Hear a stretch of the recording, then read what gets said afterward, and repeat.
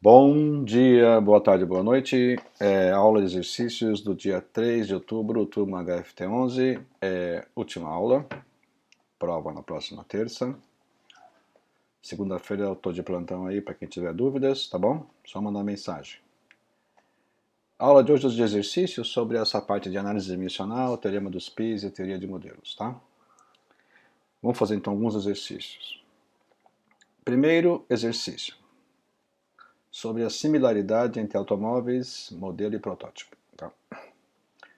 Bom, o arrasto aerodinâmico, que é uma força, né, de atrito, de um novo automóvel a Sport deve ser previsto a uma velocidade de 50 milhas por hora, em ar com temperatura de 25 graus Celsius. Tá? Os engenheiros automotivos criaram um modelo em escala 1 para 5. Tá? Então, fator de escala 1 para 5, para testá-lo em um túnel de vento. É inverno, tá? E o túnel de vento está localizado em um prédio sem aquecimento. A temperatura do ar no local do vento é de apenas 5 graus Celsius. Determine a velocidade do vento que os engenheiros devem colocar no túnel de vento para atingir a similaridade entre o modelo e o protótipo. Tá? Para fazer similaridade, nós temos que igualar números adimensionais. Aí eu preciso primeiro obter os números adimensionais. Para isso eu preciso verificar inicialmente, antes de mais nada, quais são as variáveis relevantes deste exercício. Tá? Repara que ele fala em força de arrasto, ele fala em velocidade, e aí tem o meio ambiente que é o ar, tá certo? O ar tem a viscosidade cinemática μ e tem também a densidade ρ, tá certo? Então, e o comprimento do automóvel, que é o fator de escala. Então você já tem as variáveis do problema, tá claro? Então as variáveis são a força de arrasto, a velocidade do automóvel, a escala de 1 para 5, que é o L, e o ar, que é μ e ρ, tá? Essas 5 variáveis aqui, qual que é o passo 2 agora? Você tem que escolher uma base, tá certo? A base, a gente, em geral, não coloca a força, porque é o que você quer, e o μ e o ρ são muito parecidos, a gente coloca sempre o ρ em vez do μ. Então a base é VL e ρ, e quando você põe a base com FA, você obtém o número de Euler. Quando você tem a base com μ, você obtém o número de Reynolds. Já foi feito esse exercício antes. Então, os dois adimensionais que você precisa são esses aqui. Tá? Bom, então agora como é que eu vou fazer para obter agora vou ter que fazer os fatores de escala, tá certo? Mas primeiro eu preciso ver os dados, né, desse problema aí, que está 25 graus e outro é 5 graus, quer dizer, o ρ deve ser parecido, mas o μ, acho que o μ muda bastante, tá? Então vamos ver. Os dados do exercício, isso aí você tem que ser dado numa prova, tá, pessoal? Isso aqui eu vou mostrar agora, ninguém pode saber, tem que ser dado, tá? Então primeiro eu vou fazer o fator de escala, né, para o número de Reynolds, tá? Para obter o quê? A velocidade do vento. Tá aqui a velocidade do vento. E aí, os dados que eu falei que tinha comentado com você é o seguinte, né? A pressão atmosférica, a temperatura de 25, eu tenho o valor de ρ e o valor de μ. E a temperatura a 5, tá aqui o valor de ρ e o valor de μ, tá? Já bem, esse é o ar, tá? O vento. E tem uma coisa aqui, pessoal, que já vou falar desde já. Você está assumindo que esse ar é incompressível, tá? O túnel de vento, em geral, não tem como, o ar é fluido, né? Então ele não dá tempo de comprimir ele. Quando você tem problema de compressão do ar, aí você tem que colocar também o C aqui na base, que é a velocidade do som no ar. Então, se os fatores de compressão do ar são relevantes, tem que colocar o C aqui também nas variáveis do problema. Que o C aqui no caso, né, não é velocidade da luz, tá? É velocidade do som no ar. Nesse caso não precisa. Bom, colocando então esses valores, coloca aqui no fator de Reynolds, tá? lembre-se, fatores, aqui o fator de escala, né? É sempre o modelo sobre o protótipo. Modelo sobre o protótipo, tá? Modelo sobre o protótipo.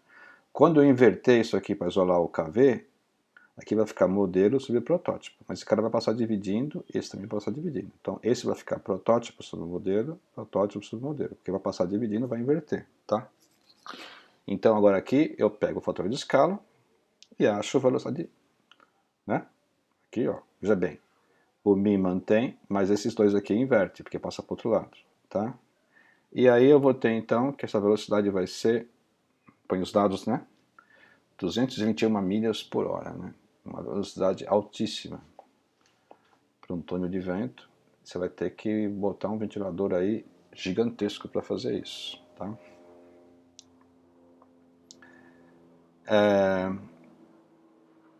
A questão 2, vamos continuar com esse mesmo exercício, tá? Vamos calcular agora a força de arrasto. Veja bem, no outro exercício eu não usei o Euler, tá aqui, ó. Eu só usei o Reynolds. Então vamos usar agora o Euler, tá? Então, se você conseguir fazer o túnel funcionar com essa velocidade, tá certo? Você vai medir a força de arrasto aerodinâmica, tá? Como é que você mede isso? É um negócio sofisticado, pessoal. Você tem aqui uma esteira que corre exatamente na velocidade do vento, tá? Então o automóvel está ligado aqui, tá? Ele está ligado. E aqui embaixo tem uma espécie de uma mola, né? Uma balança que eles chamam de sucção, né? Que vai medir essa força de arrasto, tá? E aí no modelo, tá? É no modelo, tá? Obviamente o modelo não está, ele não tem motor, né, pessoal? A rodinha funciona, a rodinha vai rodar aqui na mesma velocidade da esteira, tá? Ele não vai para trás e para frente porque ele está preso nesse negócio aqui. E aí aqui que vai medir a força de arrasto, tá? Bom, aí o que aconteceu? Mediu-se a força de arrasto e chegou nesse valor aqui, ó, tá? Bom, aí quanto que você vai ser a força de arrasto no protótipo, tá? Então agora nós vamos usar o Euler, tá? O fator de escala do Euler é esse aqui. Vamos usar os mesmos dados de mi e rho da questão 1, tá? E aí está aqui o fator, né, de escala. Veja bem, o que eu quero aqui é a força, não é isso? Então, vai ficar certinho, não preciso fazer nada, nenhuma inversão aqui, vai ficar modelo sobre protótipo, modelo sobre protótipo, modelo sobre protótipo.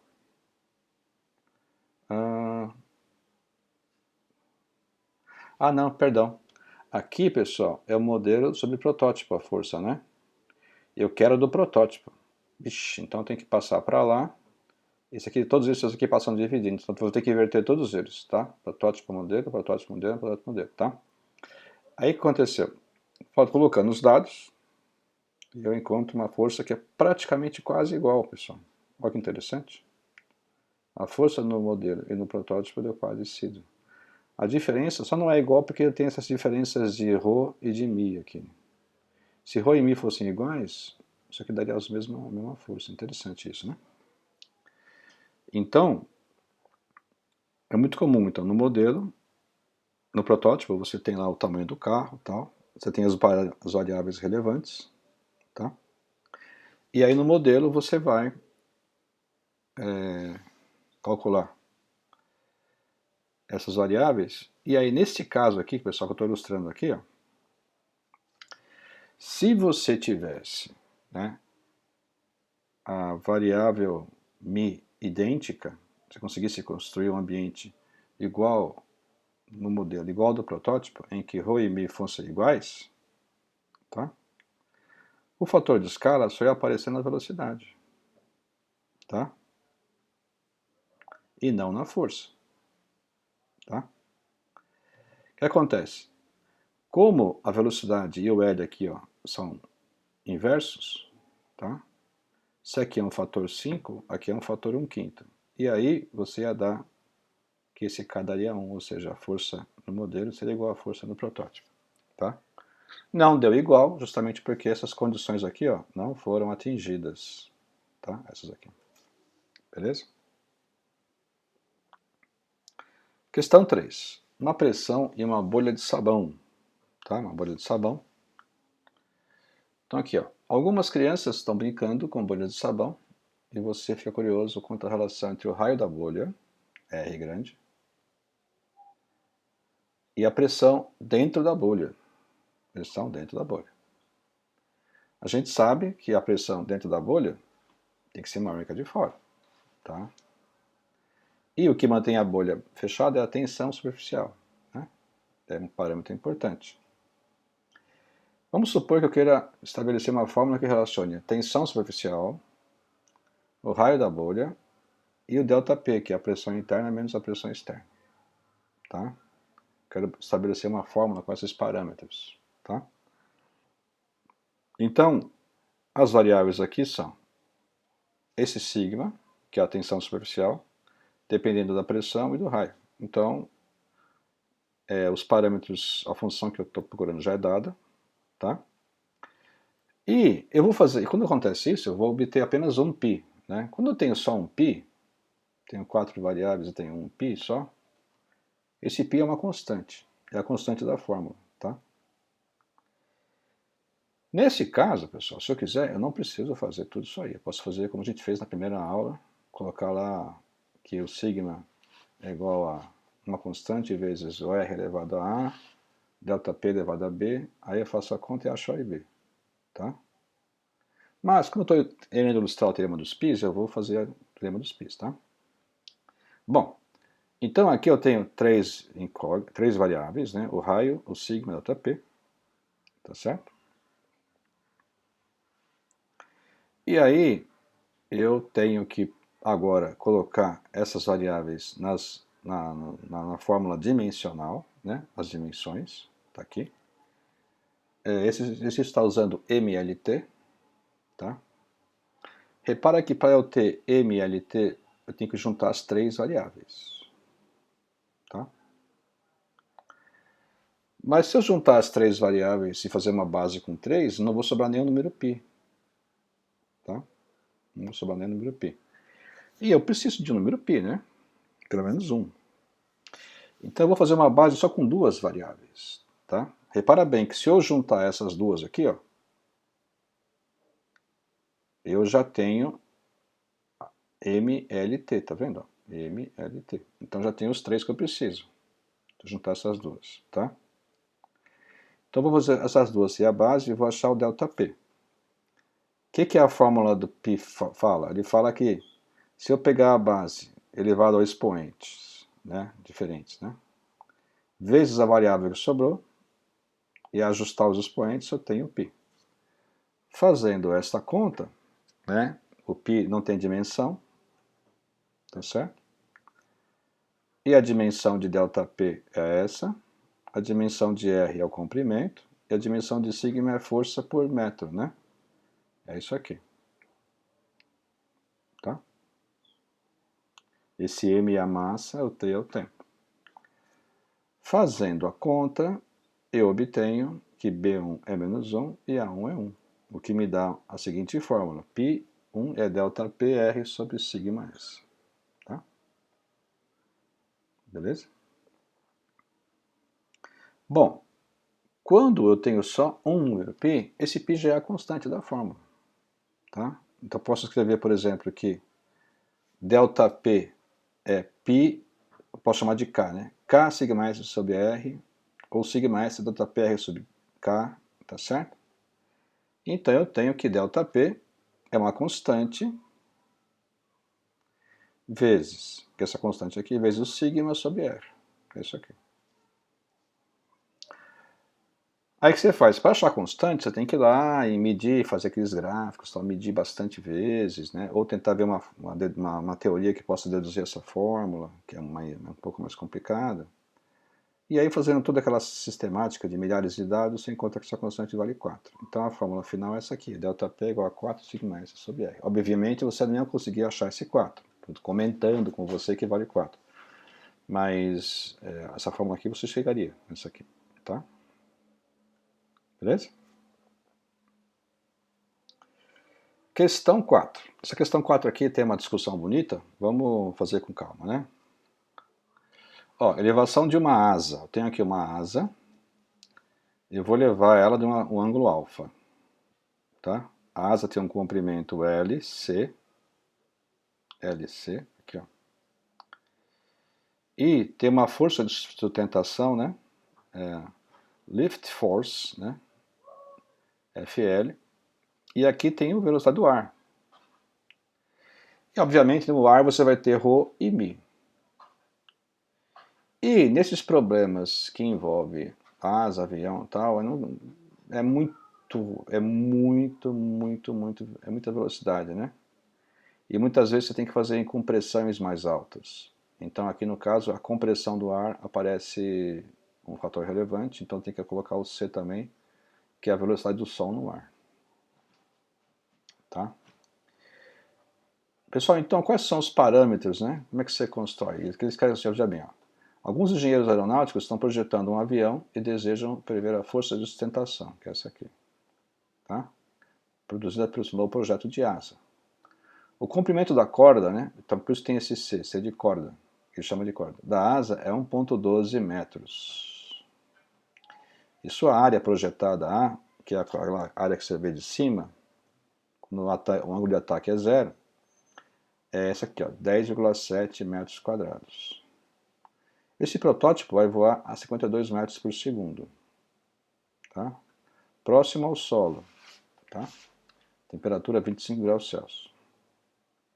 O que acontece? Eles vão construir um modelo em escala de 1 para 10 vezes menor, para testar num túnel de vento pressurizado.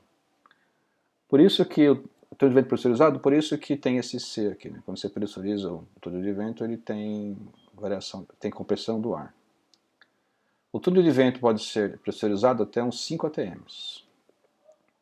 Em que velocidade e pressão eles devem funcionar, o túnel de vento, para atingir a similaridade dinâmica?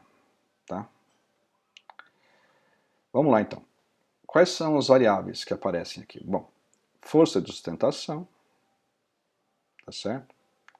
Comprimento, 2. Depois tem a velocidade, 3. Os parâmetros do ar, 4, 5, 6. Ângulo de ataque, 7. Eu tenho 7 variáveis, tá? Tá? Veja bem, alfa é um ângulo em radianos, alfa já é adimensional. Beleza? Ele já é um adimensional. Ele já é um π. Ele sozinho já é um π, tá? Bom, como eu quero esse FL, eu não vou colocar ele na base. Eu preciso achar uma base aqui agora, tá?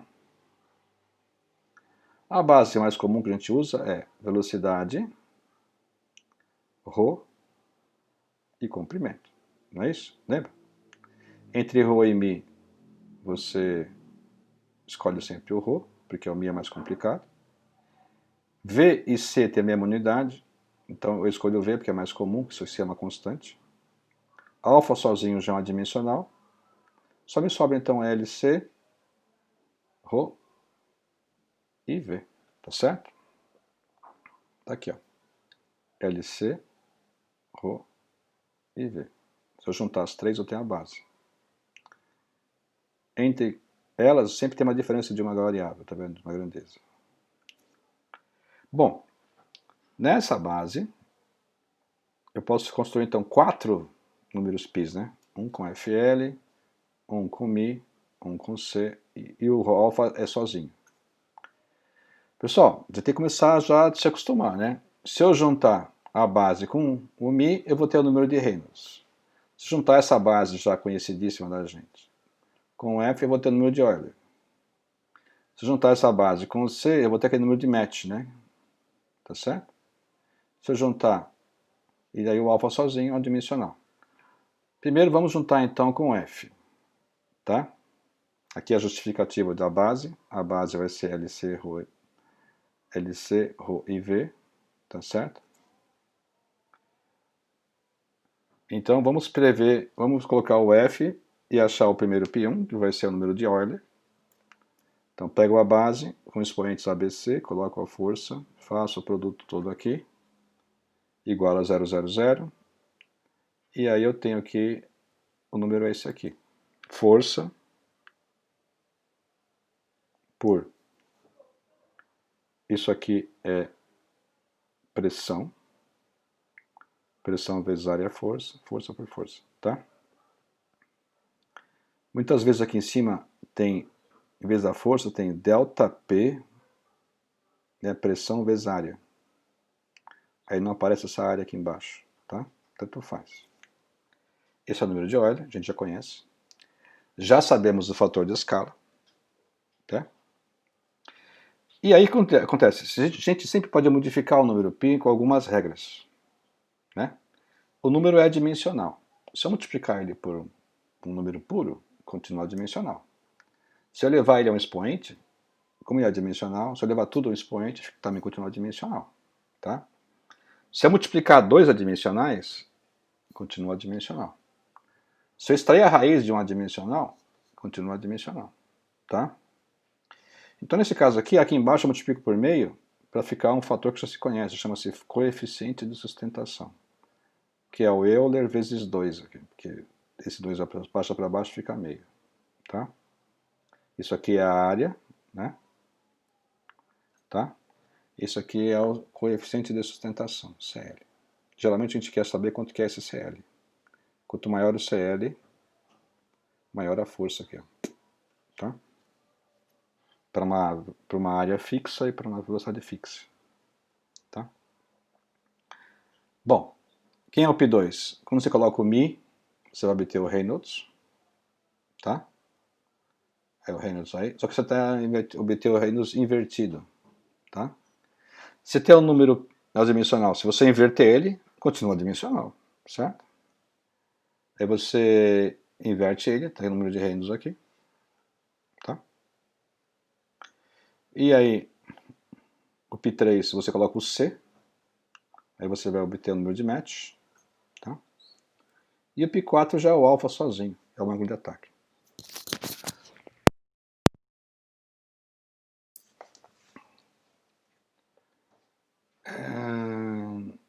Deixa eu ver uma coisa aqui, Deixa eu ver só uma coisa aqui, pessoal. Deixa eu ver uma coisa aqui, ó.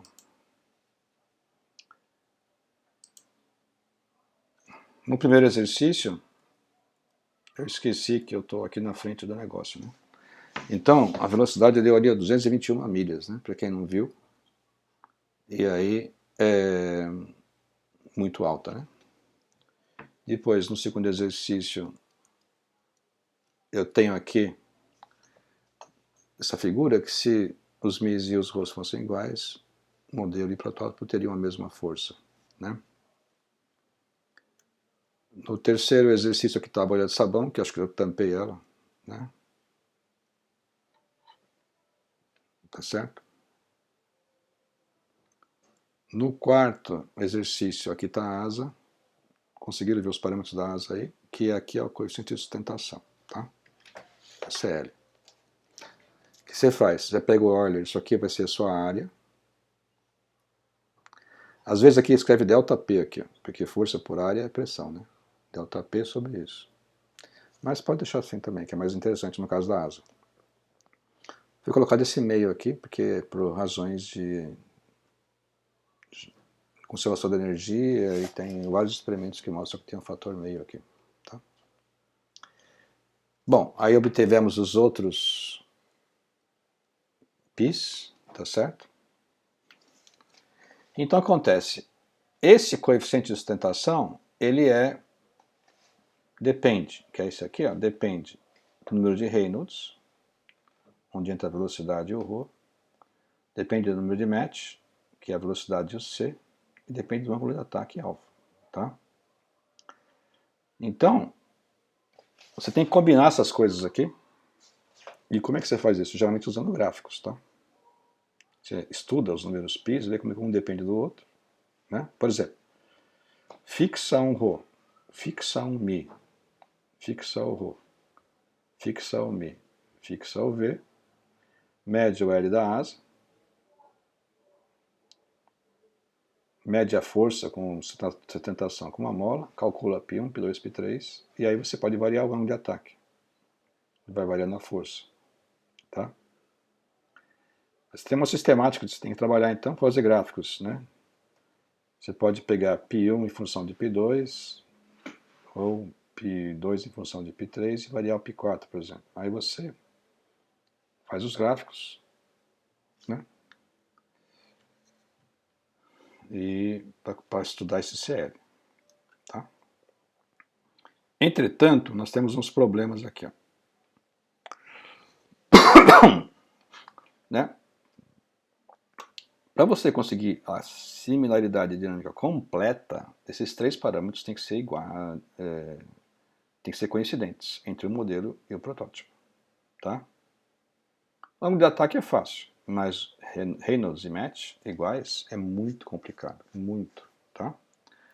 Por exemplo, se a temperatura for igual do túnel de vento e do protótipo, então Rho, Mi e C do ar são iguais, tá? Então, o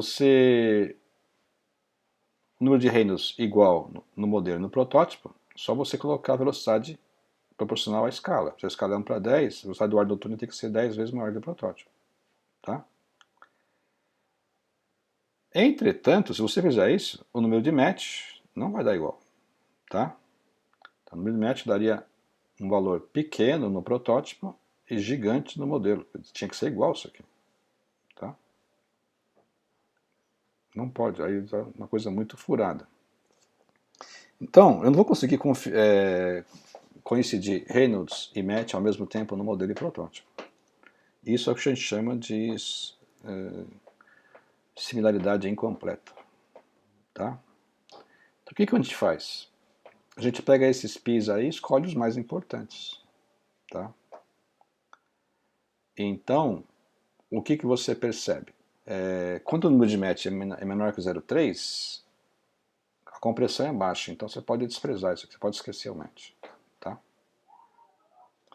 O que acontece? Para fazer isso, você tem que pressurizar o túnel, por isso que o túnel é pressurizado. Só que numa escala 1 para 10, a pressão do túnel tem que ser 10 vezes a pressão atmosférica, e o túnel só vai até 5. Tá? Com 5, a velocidade do túnel tem que ser o dobro, né? 104 metros por segundo. Então, nesse caso, o número de metros seria 0,3, que é o limite aqui. Ó. Então ficaria 0,3 para o protótipo e 0,301 para o modelo. Está quase igual, tá certo? Então você tem que botar o V mais ou menos a 100 metros por segundo, aos mesmos 5 atm e 25 graus Celsius. Tá? Mas eu não considerei o match, eu só verifiquei aqui na conta que eu posso desprezá-lo. Tá? Isso, pessoal, é para você ver como que a mecânica dos fluidos é complicada. Então, essa é uma coisa meio que frustrante, uma limitação na análise dimensional. Né? Nem sempre você consegue fazer a similaridade completa entre protótipo e modelo. Então você tem que ser criterioso e escolher quais são os πs mais importantes para você igualar, tá certo? Então, um problema interessante de discussão, esse da asa, tá? Bom, vamos lá então, outro exercício. Questão 5. Vamos analisar aqui agora um atrito num tubo, tá? Você tem um tubo, esse tubo, quando um fluido percorre nele, aqui no meio do tubo a velocidade da água é máxima, ou do fluido, né? E vai caindo à medida que se aproxima aqui da parede do tubo, né? Aqui tem uma tensão de cisalhamento bastante forte, tá? Por causa do atrito entre o tubo e a água, tá? Então, esse tubo, né? Vai rolar aqui um líquido, ele é incompressível, então aquela parte do C esquece. Tem um certo ρ, um certo μ, a velocidade, o diâmetro do tubo, e essa tensão de desligamento ela ocorre porque o tubo tem uma rugosidade. Esse epsilon aqui é chamado rugosidade. Tá? Você fala assim, professor, eu olho aqui, eu olho o cano lá, eu vejo que o tubo por dentro ele é lisinho. Pois é, não é. Obviamente a rugosidade é muito pequena, tá? Menos, são décimos ou centésimos de milímetro, mas ela existe, e ela é que causa o atrito. E ela vai piorando com o uso, tá, pessoal? Quanto mais você usa, mais ela fica ruim. O cano vai aumentando esse epsilon com o tempo, tá? E ela que gera o atrito de parede aqui, que é as tensões de cesariamento, tá? Bom, o que ele quer? Então ele dá, considere o escoamento de um fluido incompressível, densidade ρ, viscosidade μ, através de uma seção longa e horizontal, de um tubo redondo, com diâmetro d.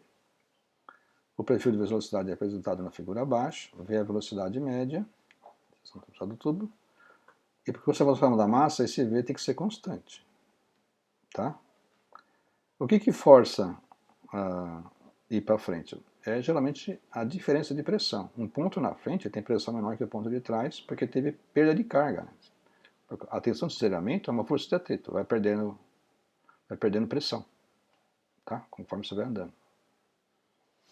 Chamada perda de carga, tá?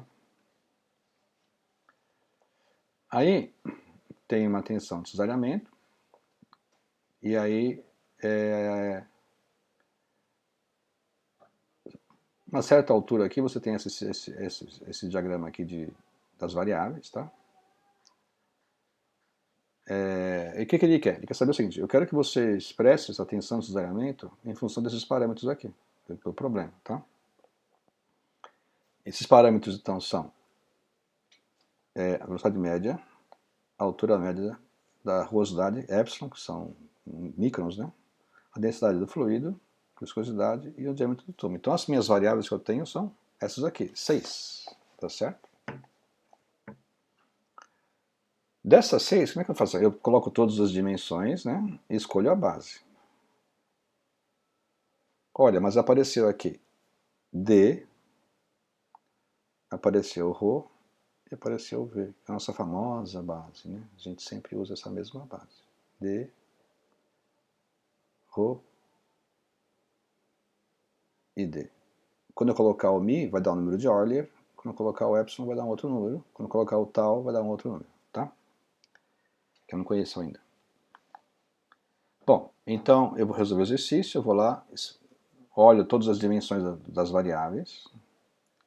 Quando eu quero esse tal, eu não posso escolher ele. Entre Mi e Rho, eu sempre pego o Rho, porque é mais simples. Então, pegando V, Rho e D, eu tenho todas as variáveis da base e também tenho que entre um e o outro tem uma diferença de uma variável, né? Então, escolhendo essa base, e se eu pegar como primeiro cara a tensão, desligamento, que é força por área, né? Tensão é força por área. E faço o produto, esse aqui sem nenhum expoente, os outros com expoentes ABC, igual a 0,00, eu vou ter então essas variáveis e obtenho essa fórmula aqui, ó. Isso aqui é uma tensão que tem unidades de pressão e aqui também unidades de pressão. Cancela e é adimensional. Esse aqui nunca apareceu antes, parece um pouco com o número de Euler, né? Que seria a tensão seria a força por área aqui. Mas como é tensão, não posso falar em pressão, porque pressão, a força é perpendicular à superfície. Cesariamento, a força é paralela à superfície. Então aqui o fenômeno é bem diferente. Não posso invocar Euler aqui, tá? Esse aqui é chamado fator de atrito de Darcy, tá? E aí, existe uma modificação que o pessoal faz, baseado em sistemáticas de medidas experimentais, que é colocar um fator 8 aqui, ó, tá? Esse aí é um π1 modificado. Se isso aqui não tem dimensão, se eu multiplicar por 8, continua não tem dimensão, tá certo?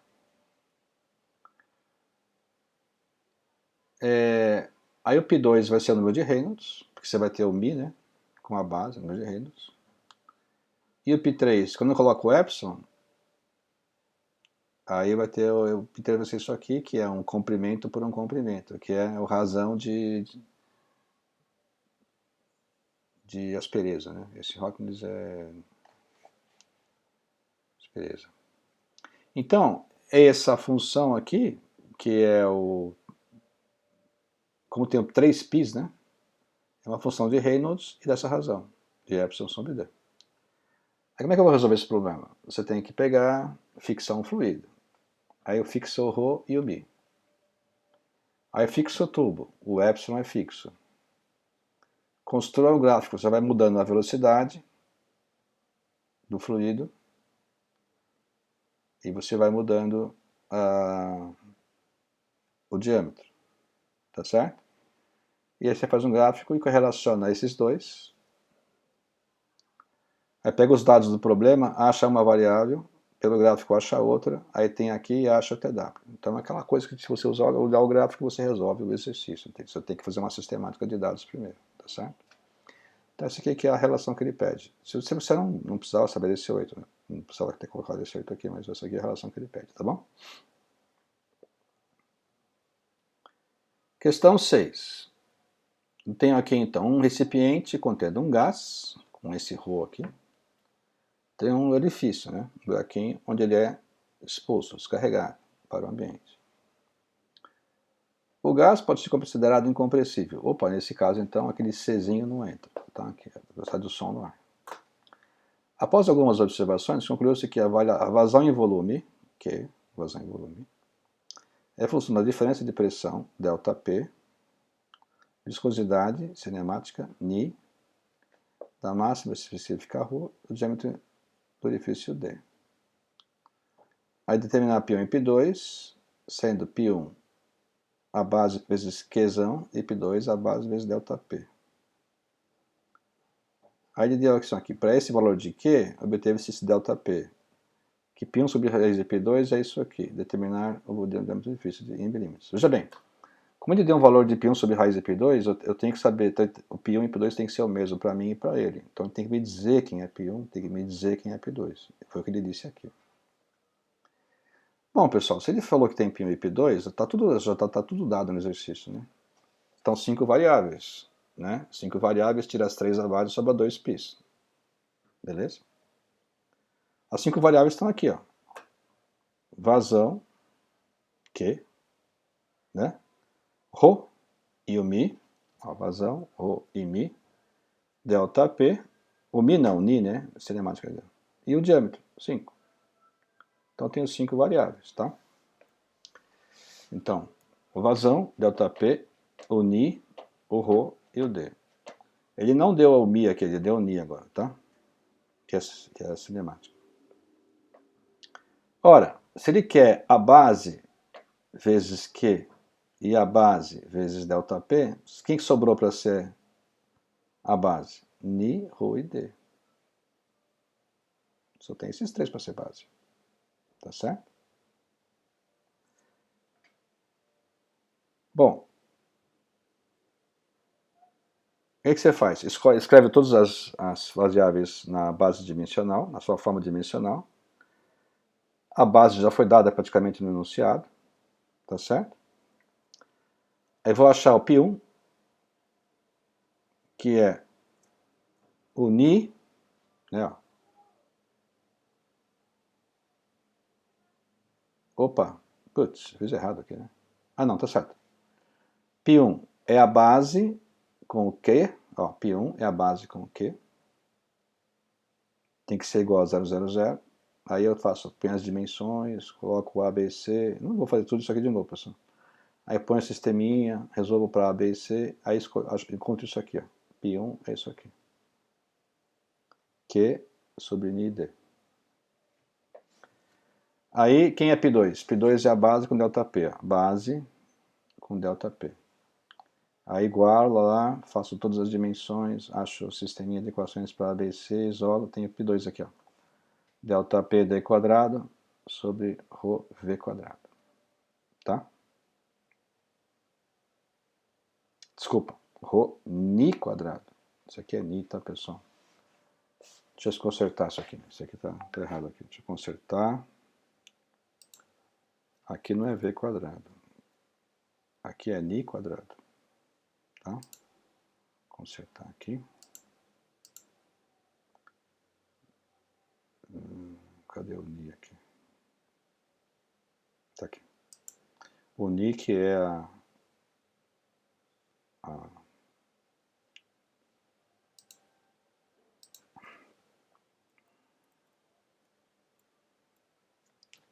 Então tá aqui o π1 e tá aqui o π2. Tá certo? Bom, agora ele fala o seguinte. Ele deu um valor de Q, deu o valor de ΔP, e deu o valor de π1 sobre raiz de π2. Vamos lá então. Quem que é π1 sobre raiz de π2? É isso sobre a raiz disso. Aí você inverte esse, né, tira a raiz. Dá isso aqui. Deu 2, 10 a menos 2. Que é o valor que ele dá aqui, ó. Tá? O que eu faço então agora aqui? Eu tenho que isolar aqui. Ele quer saber o diâmetro, né?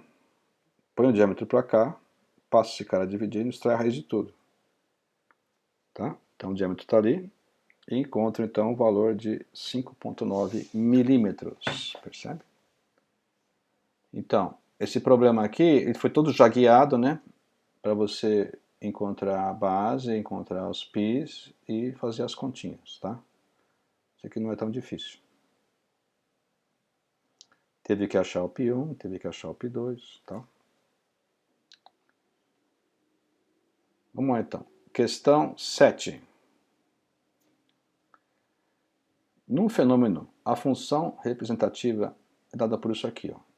Eu tenho QG, G, gama, V, L, Mi, tá? São 1, 2, 3, 4, 5, 6 variáveis, tem 3 π's, tá?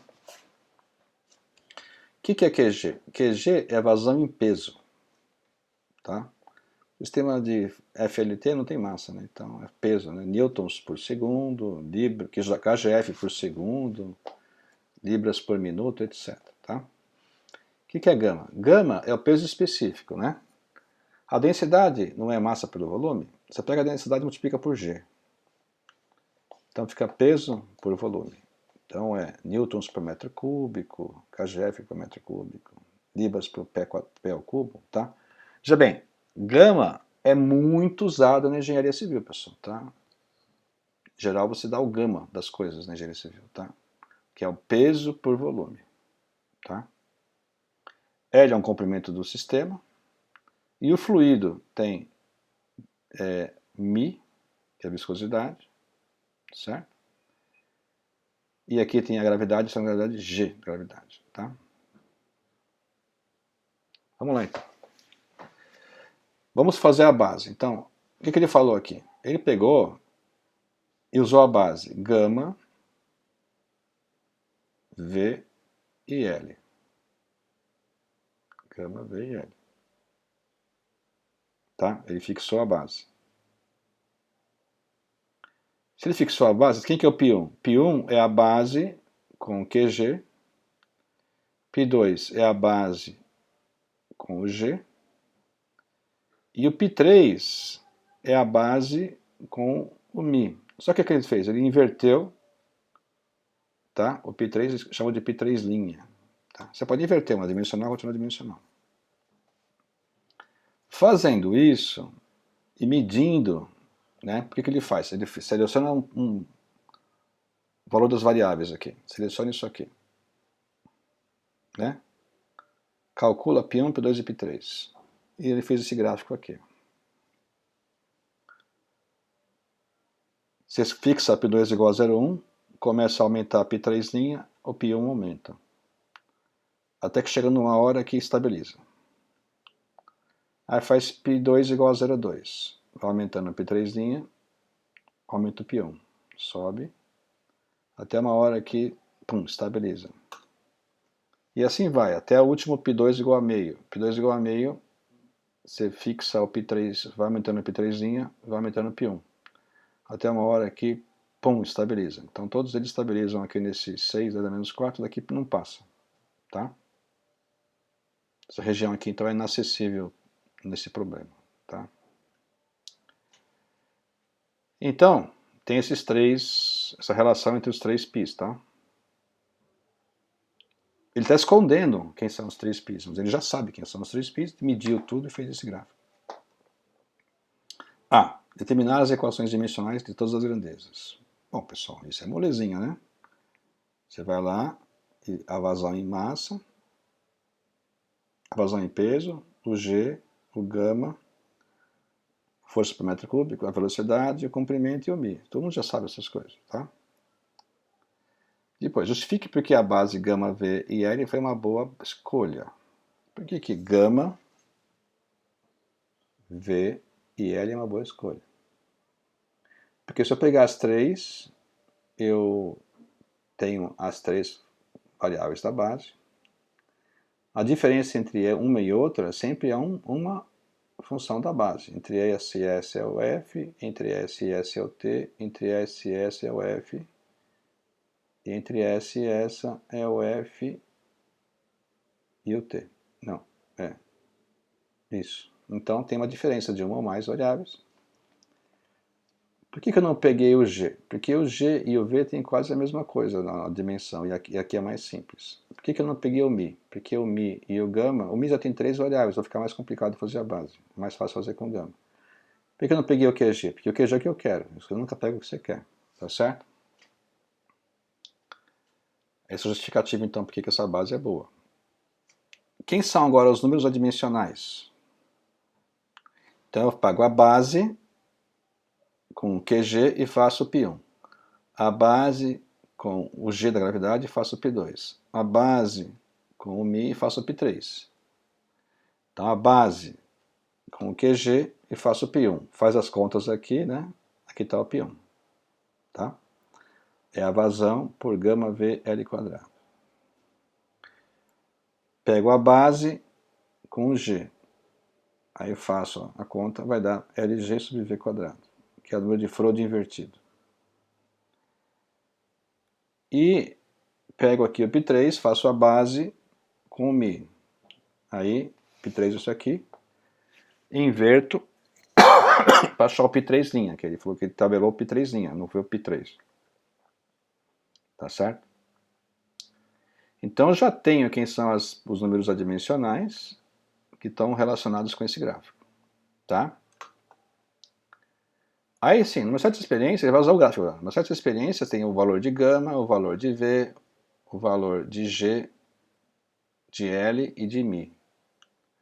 Qual que é a vazão em peso?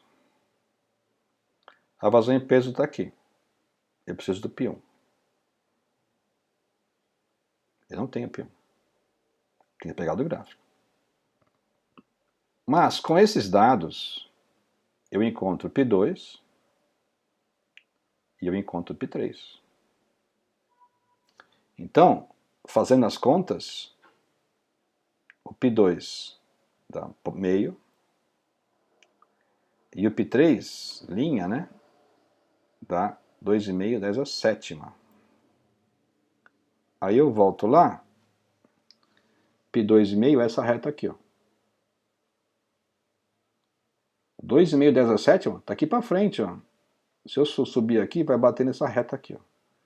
Então, deu 6, 10 a menos 4. Tá certo? Ó. Veja bem, π2 é esse meio. Tá? Aqui, tem que olhar essa reta aqui. O π3 deu 10 a sétima, tá para cá, ó. Se eu subir aqui, vai bater nessa reta limite. Nessa reta limite, o valor aqui, ó, de π1 é 6, 10 a menos 4. Tá? Então, com esses dois dados, eu vou lá e obtenho o π1 pelo gráfico. Tá aqui. Sabendo o valor de π1, eu vou calcular o QG. Tá? Aqui está a fórmula. E aí deu 1.500 newtons por segundo. Essa é a vazão, tá? No problema. O que ele fala se os efeitos... A letra E, né? A letra E é o seguinte. A letra E ele pede se os efeitos da viscosidade podem ser desprezados. Em que condições? Então, ele pode ser desprezado se você tiver um número de Reynolds grande. A gente já comentou isso sobre antes, né? Se o número de Reynolds for grande, você pode desprezar a viscosidade, os efeitos dela. Então você pode calcular depois o número de reinos, para esses valores que foram dados. Você vai ver que o número de reinos é bem maior do que 2.400, tá? Então você pode desprezar a viscosidade. Por último, ele fala o seguinte, ó, com esses dados que você tem aqui, vamos supor que esses dados aqui é um modelo, tá? Foram obtidos em um modelo que tem uma semelhança geométrica de 1/16.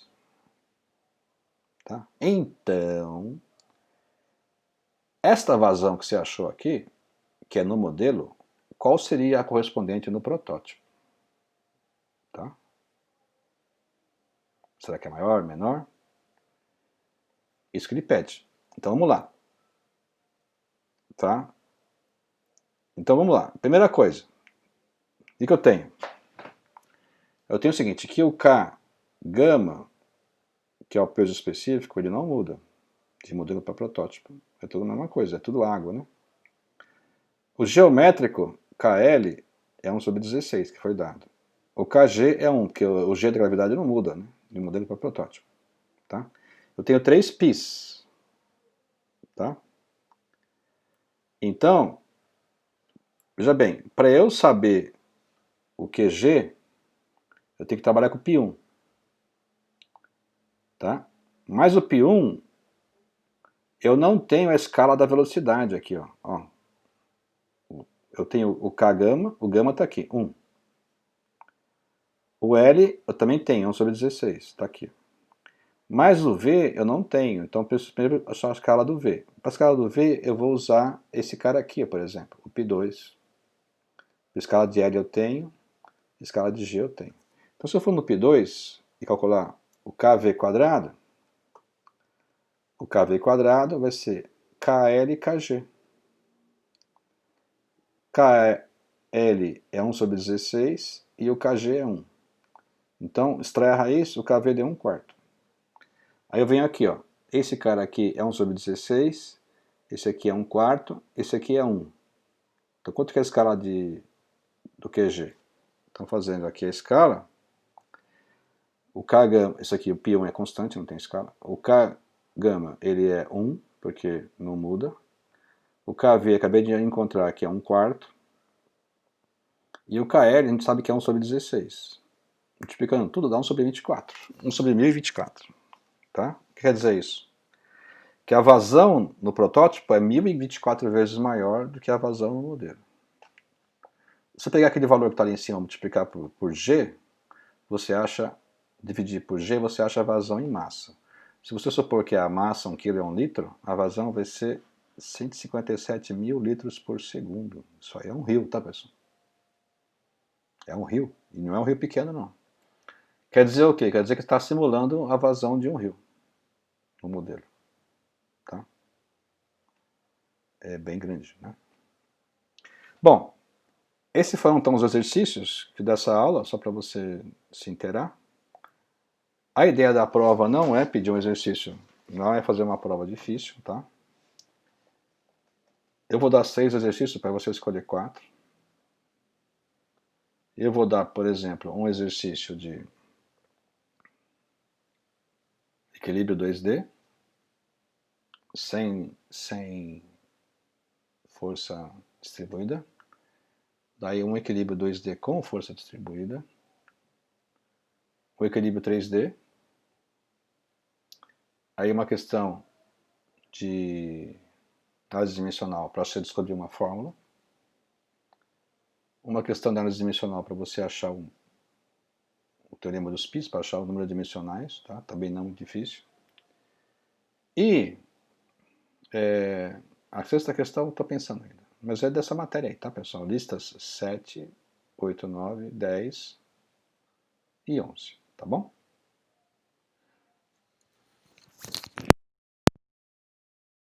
Então, na segunda-feira aí, vou ficar por aqui estudando. Se você montando aula, que tem um monte de aula para montar ainda, se você tiver alguma dúvida, você pode entrar em contato, tá bom? Então, tudo de bom, bons estudos aí, tá? E até breve, sucesso!